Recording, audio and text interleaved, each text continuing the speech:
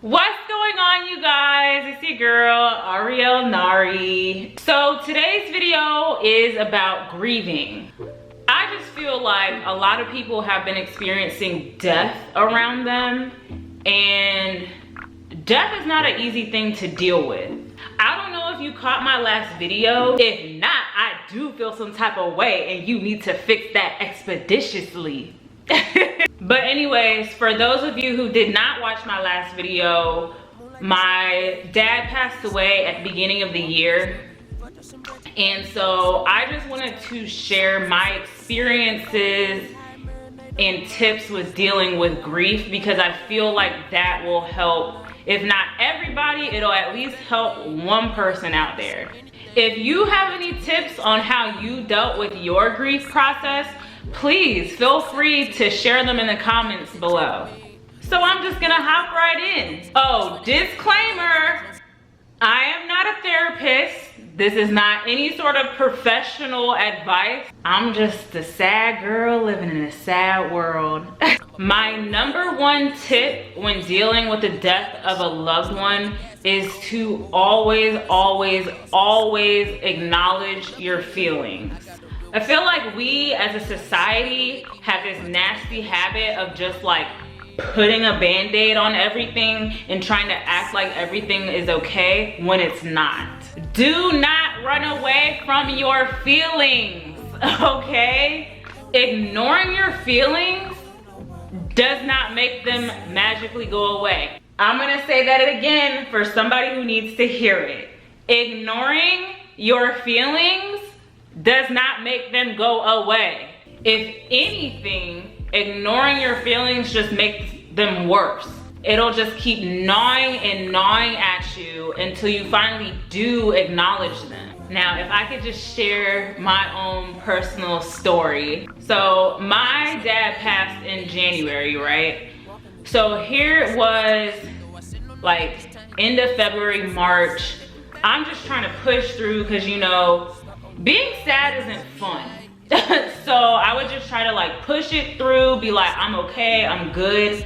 But then like some random stranger on the street or at work will ask me, how are you doing? And I would just like break down and start crying. Do not be like me. It's perfectly fine and natural to cry. That's fine. Just do not try to hold it down. Your emotions will come out and reveal themselves whether you like it or not. One way or another, they're gonna come out. One thing that I found super helpful was to journal. That way you can just get out exactly how you're feeling, verbalize it, and also kind of sort through exactly how you're feeling. Journaling, I highly recommend. Next tip I have would be to familiarize yourself with the stages of grief. Grief is a very complicated and at times long process, and I don't think that people pay attention to the other feelings besides sadness that come along with it. So, what are the stages of grief? In general, there's 5 stages of grief. Stage number 1 of grief is denial. Denial happens when you first get the news that your loved one has passed. It's literally like this numbing feeling where it's like, you can't believe this has actually happened. It just gives your body time to really take in the news, because news like that, believe it or not, is a huge shock for your body and like your entire system. For me, honestly, that denial stage is what got me through the funeral. Like, it just didn't feel real. Like, yeah, I saw my dad in the casket. I saw everything. I helped plan the funeral, all of that, but it just didn't feel real. Stage 2 of the grief process is anger. The anger stage is really just you misdirecting your hurt and pain onto everybody around you. I personally feel like more people need to be aware of this anger stage. Because let me tell you something. Whew. My anger stage was low-key bananas. I was just like mad irritable all the time. Like, I did not have the time nor patience for anybody. Okay, next stage of grief is the bargaining stage. Bargaining is our feeble attempt to regain control of the situation somehow. Bargaining involves a lot of if-then statements. So for example, it would be like, oh, if I had only visited my loved one the day before they passed, they would still be here. Or, God, if you bring back my loved one, I will never drink again. Stuff like that. Bargaining is a slippery slope just because you are taking responsibility for something that is out of your hands. This is a stage where a lot of people get into reliving the past, and it can send you on a spiral downwards into this guilt trip. Stage 4 of the grief process is depression. Depression happens after the funeral, after everybody's gone home, the phone calls are slowing down, people are getting back to their regular life and not checking on you as much, but you're still left with this void. Y'all know what depression is. You're sad, you're either eating way more or eating way less. You don't find your regular activities enjoyable like you used to. Most people self-isolate, so you're not really socializing like you used to. And it's just a very dark place. The final stage of grief is acceptance. Unfortunately, grief does not go away ever in your life. This is your new life now. Acceptance just means you've learned how to live with the grief, and the grief isn't so intense that it overpowers you to the point where you can't focus or operate on a normal level. Now, there is no specific timeline on how long each stage is supposed to last or how long the entire grief process is supposed to last. Everybody's grief process is unique to them. So do not compare yourself to other people saying, oh, well, this person bounced back in like 3 weeks, so why am I not feeling up to par that fast? Also, it should be noted that these stages are not necessarily linear. You can bounce from one stage, skip a stage, go back to a stage.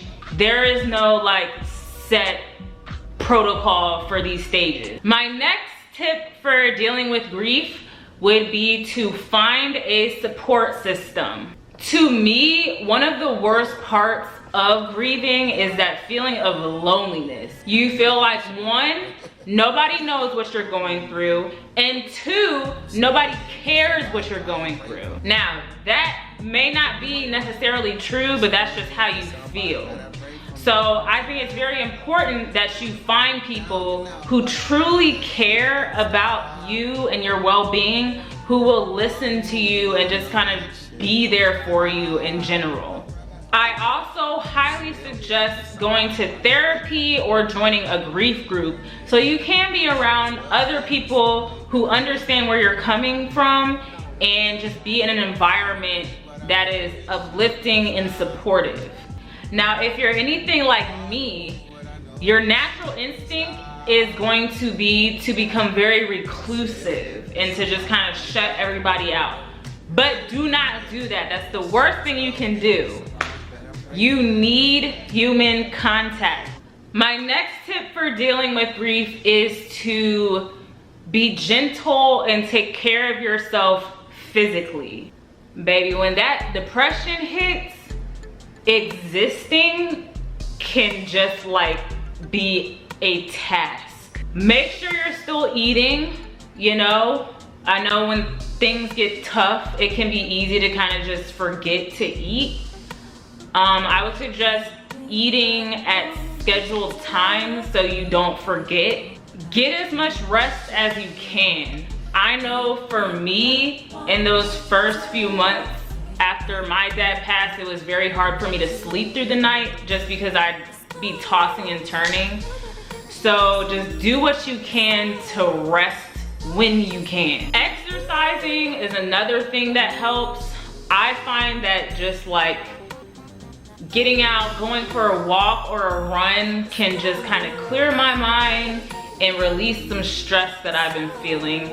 And once you get past being like tired from working out, you do feel better. But whatever you do not do drugs or alcohol to try to mask your pain. I'm gonna tell you right now that drinking and doing drugs are not gonna take the pain away. I'll say it again. Drinking and doing drugs are not gonna take the pain away. All right, my last tip would be to find ways that you can honor your loved one. Though your loved one may be gone from this world physically, they're still with you. For me, what helps is just to find ways that I can like incorporate my loved one into my life. One thing that like helped me so much and still helps me to this day is making a scrapbook. I don't know why, I can't really explain it, but pictures are just very therapeutic for me. If there's an activity that you and your loved one used to do together, once it stops being a grief trigger, you can do that to honor your loved one. Sometimes that helps. Honestly, it's very specific to you, but I just feel like it's very helpful to find a way that you can still feel connected to your loved one. So that's all the tips I have for right now. I'm not gonna lie, my grief is still a very active and ongoing process, so I don't have all the answers. Don't forget to like this video if you're feeling what I'm saying, and subscribe to my channel if you wanna see more of me. I'm gonna be back very soon. I'm gonna pivot to a apple cider vinegar rinse on my locks. So yeah, that's it for me. If you're watching this, things might suck today, but everything's gonna be okay. I love you and I believe in you. All right, that's it. I will see you guys the next time. Have a blessed week. Peace.